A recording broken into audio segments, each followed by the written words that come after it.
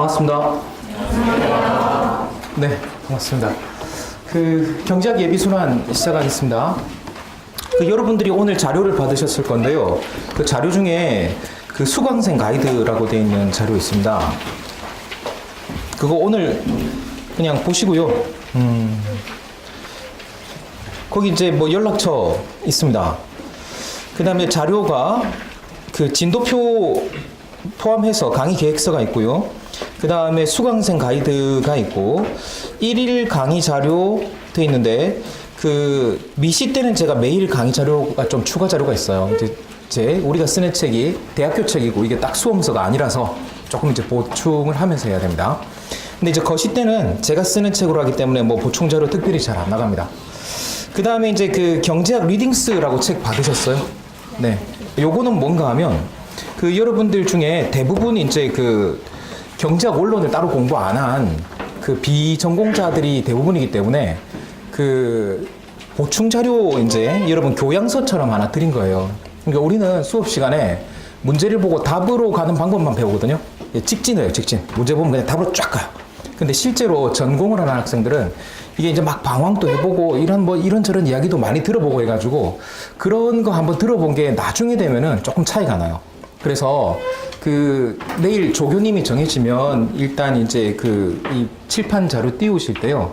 여기 하루 그날 어디를 읽으시면 되는지 이렇게 표시해 줄 거예요. 요거 보시면 되고 아니면 통째로 그냥 매일매일 뭐 보면 되냐 알고 싶으면 강사 카페에도 올려져 있습니다. 그거 가지고 그냥 확인하셔도 괜찮습니다. 그 다음에 주교재가 나와 있는데요. 이중구 교수님 책이 이제 심판이 나왔어요. 그래서 이제 저는 수업할 때 보면은 책에다가 밑줄 긋고 몇째 줄 보세요. 이런 식으로 하기 때문에 가능하면은 칠판, 심판을 사주시기 부탁을 드립니다. 선생님, 저는 6판인데요. 판단을 하세요. 어떻게 하시냐면요. 일단 첫날을 한번 해봅니다. 근데 이제 해가지고, 내가 6판 가지고도 어떻게 들어볼 수 있겠다 싶으면 해보고요. 안 되면 안 돼요. 근데 이게 문제가 뭔가 하면 책이 처음에는 페이지가 비슷해요. 근데 뒤로 갈수록 페이지가 많이 달라지거든요. 그래서 가능하면 사는 걸 권하는데 본인이 판단을 하시라고 말씀을 드립니다. 그 다음에 뒤에 보시면 수학 노트와 연습 문제 해답돼 있잖아요. 이건 두 가지 방법이 있는데요. 뒤 페이지 말고 바로 그 뒤에 있다는 겁니다. 네. 당황스럽네요. 이 책은 두 가지 방법이 있는데요. 지금 사는 방법이 있고요. 조금 고민하다가 나중에 사는 방법이 있어요. 그래서 이제 어떻게 책을 봤으니까 문제를 풀어봐야 되겠는데 찜찜하거든요. 그래가지고 뭐 어떻게 풀까 하다가 나중에 사요고. 그래서 이것도 알아서 하십시오. 근데 교과서를 칠판을 사실 거면 크게 부담 안 되시면 이것도 같이 사시는 게 좋지 않을까 생각합니다. 그 다음 이제 거시는 제가 쓴 책이 곧 나옵니다. 그래서 그 책으로 진행하도록 하겠습니다. 그 다음에 다른 과목도 그렇지만 경제학이 이제 복습이 중요해요. 제가 그렇게 강조 안 해도 복습 잘 하시겠지만 그래도 이제 수업 전에 좀 리마인드 하는 겸 해가지고 매일매일 퀴즈 해요. 근데 주요 용어 쓰기 간단한 계산 이런 거 하는 거니까 수업 전에 간단하게 하고요. 실제로 해보시면 복습용 퀴즈가 20분 할 게 없습니다. 한 10분이면 다 합니다.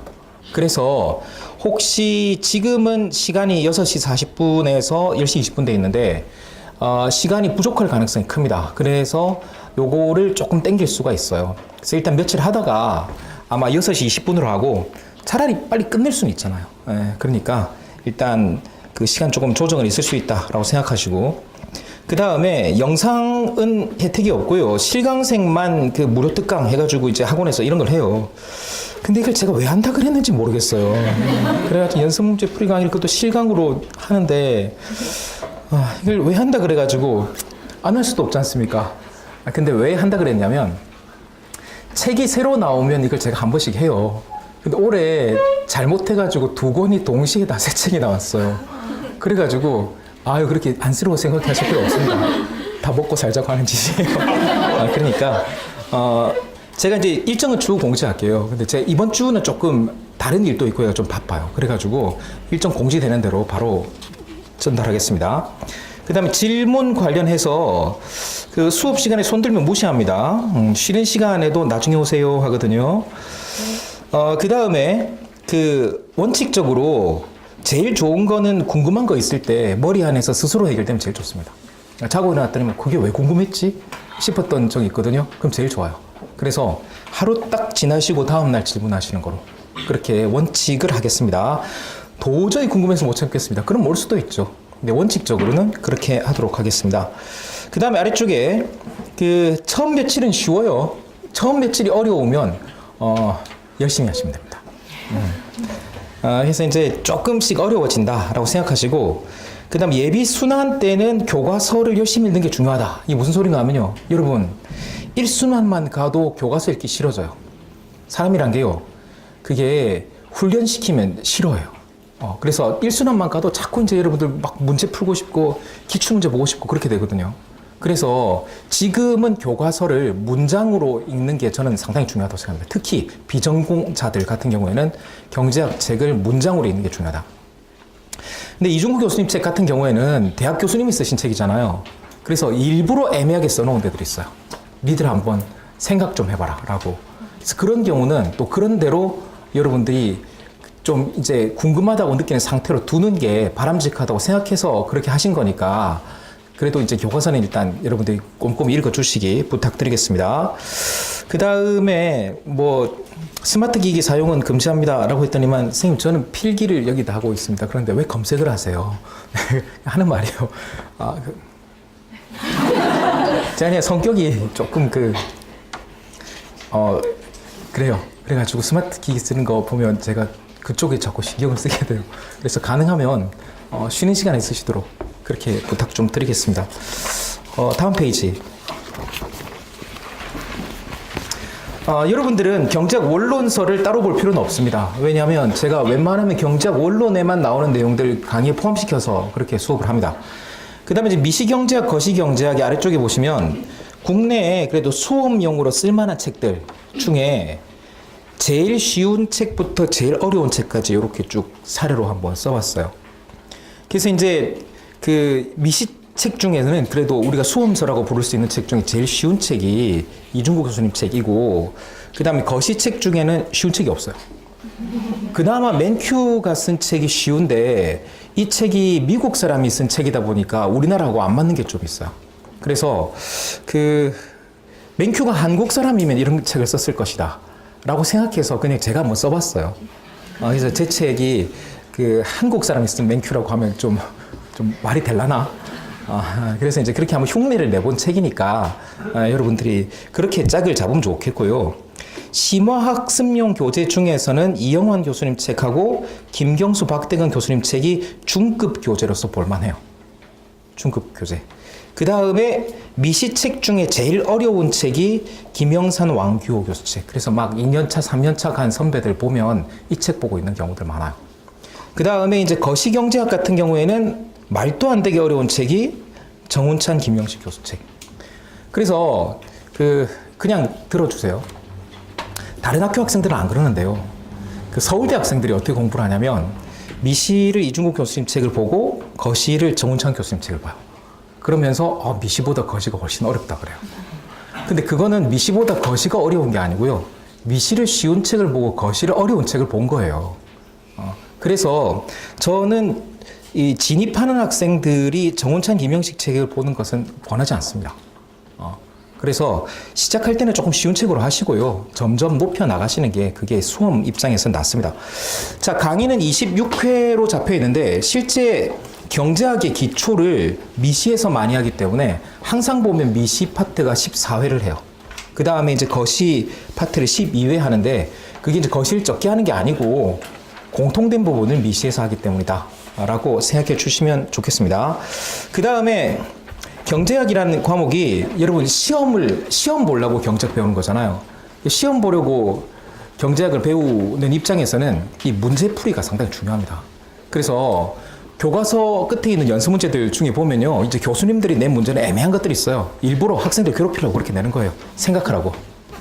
그래서 그런 경우에도 교과서 연습 문제 꼭 풀어보시면 좋고요.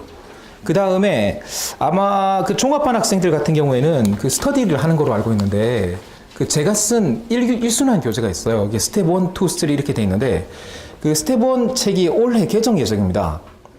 알고 사셨죠? 그래서 이제 스텝 1 책이 올해 개정 예정인데 그 종합반 학생들이 사신다 그래서 그 추록을 만들어 드릴 거예요. 그러니까 이제 너무 배신감 느끼지 마시고 그 뭐 좀 페이지 조금 바뀌겠지만 볼 수 있게 만들어 드릴 테니까 미리 사서 보셔도 괜찮습니다. 네. 이야기하다 보니까 그냥 뭐 그렇게 돼버렸는데요. 저는 김진욱이라고 합니다.